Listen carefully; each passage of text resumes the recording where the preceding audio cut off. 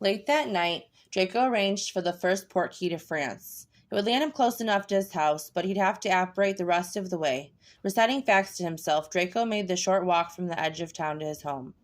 No matter how far his reach spread, Lucius Malfoy was better known as a social pariah. Escaping by the skin of his neck during the trials after the war and landing himself probation for 20 years hadn't endeared him to anyone, nor had the numerous contributions to the families of war victims. Even if his father could manage to find someone willing to dig around ministry files, he wouldn't truly know much.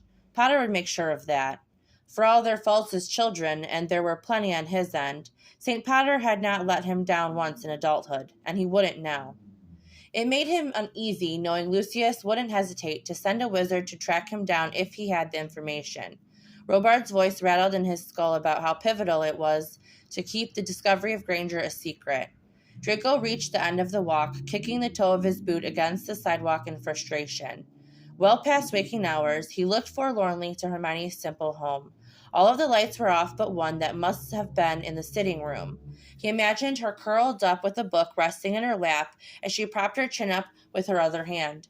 She'd stubbornly insist to herself that she could stay up. Or at least that was what she'd done with him while bundled in a safe house away from the rest of the war. With her back pressed to his chest while he read over her shoulder, he'd murmur in her ear until she gave up on reading altogether. Let me read just one more chapter of this before you try to shag me. Even as he dwelled on it, Draco knew those sorts of moments had been few and far between. It had been war, and they had spent more time apart than together due to the hunt.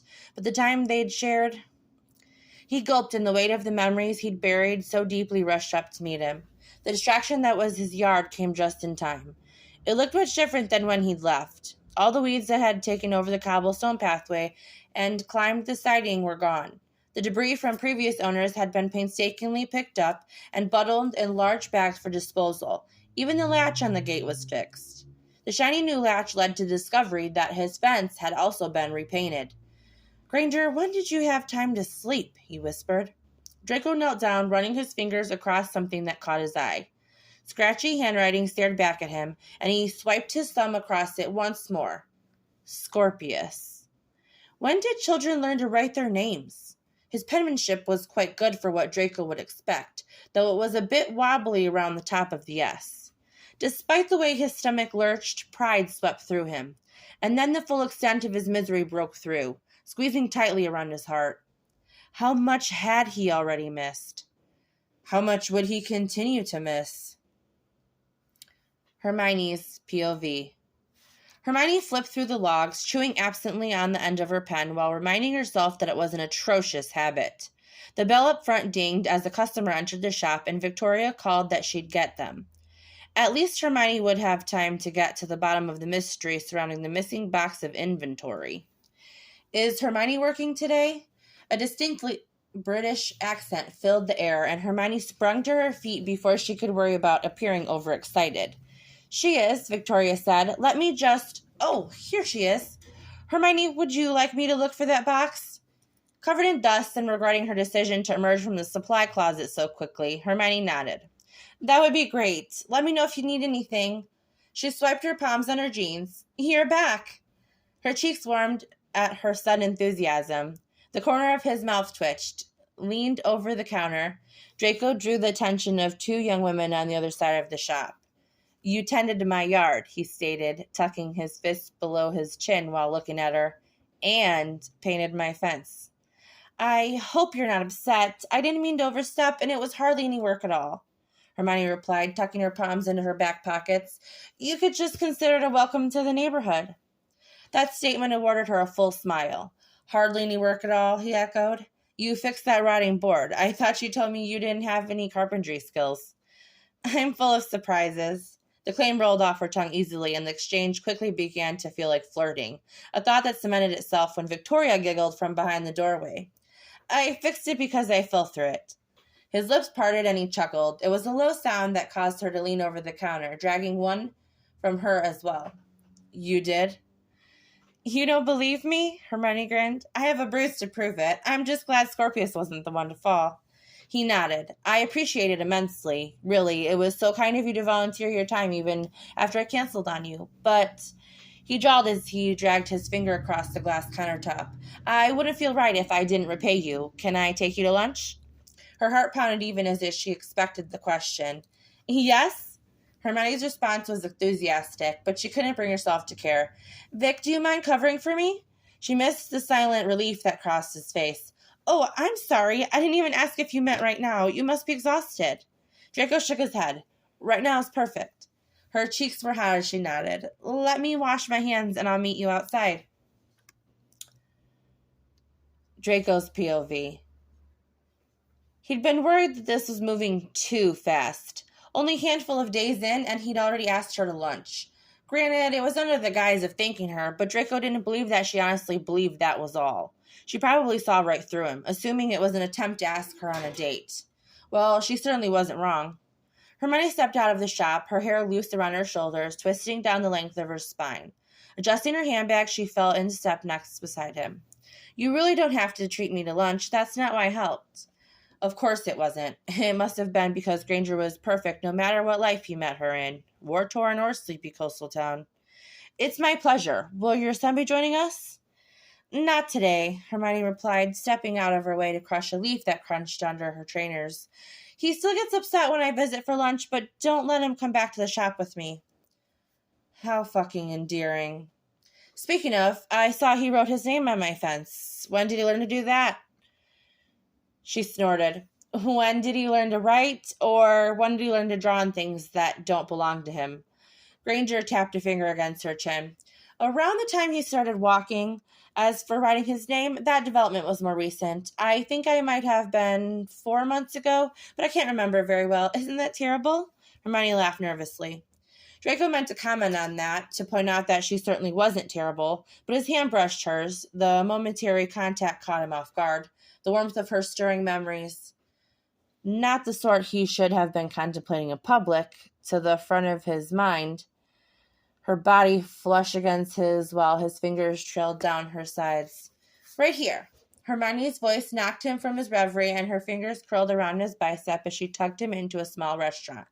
2, please. The hostess plucked 2 menus from her podium, and they slapped together as she gestured down the aisle. She took their drink orders while Hermione laid her handbag next to her before leaving them alone. Draco cleared his throat.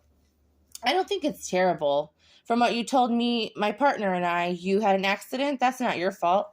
Hermione winced before she smiled, and a stone sank in his stomach. It's none of my business, but you mentioned family troubles, she trailed off, looking apologetic for bringing it up. Nothing to worry about, Draco lied. My mother and father are pushy and will lecture me about upholding the family name no matter my age. You understand, I'm sure. He'd been so eager to get the spotlight off him, but regretted it when her face fell. Fuck. How could he have forgotten? Not exactly, Hermione answered honestly, tapping her fingers.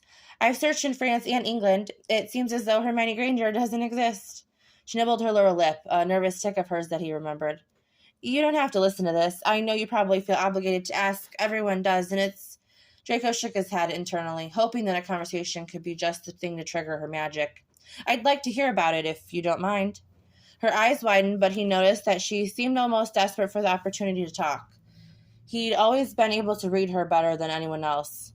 Merlin, has she been so isolated all these years that she was this excited to talk to a perfect stranger?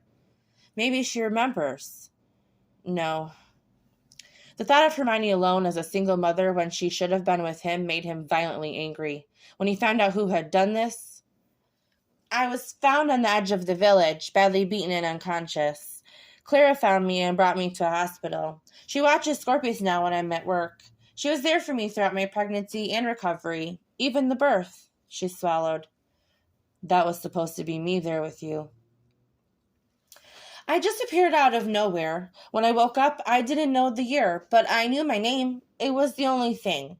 When they told me I was pregnant, well, you can probably imagine my shock, Hermione uttered softly. I still don't understand it. Surely someone somewhere in the world knows who I am. He wanted to reach for her, to pull her into him, but she didn't know him, and if he was really honest, which he hated to admit, he didn't know this version of Hermione either. It must have been difficult, he whispered, his voice so low that she leaned toward him to hear. It was all he could imagine. Hermione in a hospital room giving birth to their son when he hadn't been there to hold her hand. I stayed in an assisted living program during my pregnancy. The village, bless them, they banded around me. All of these people who didn't know me at all pulled together to raise money. They helped me get on my feet. It's more than I could have ever asked for. Hermione sucked in a breath. I wondered where the father was. Well, I still wonder where he is. She carted her fingers through her hair. I wonder if he's the reason I don't remember, or if he knows that he has a son. God, I'm babbling my entire life story. Thank you for listening, but I promise that I'm done now. He realized just how far he'd been leaning forward when the waitress arrived with their drinks.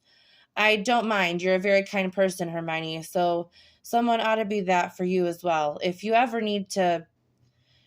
He took a long swallow. Talk, I'll be around. She grinned. Are you this nice to every stranger you meet?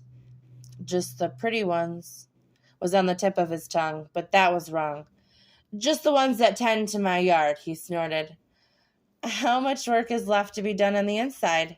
Draco groaned, and her laugh echoed around the corner of the restaurant. God, so much. You didn't tell me it was such a fixer-upper when we met. You didn't view it first? Fuck, that would be odd to her. I viewed pictures, but the move was sprung on me rather quickly. What do you do? He answered that he worked as a consultant for the local police and was utterly unsurprised when she thought of several questions to ask him after that.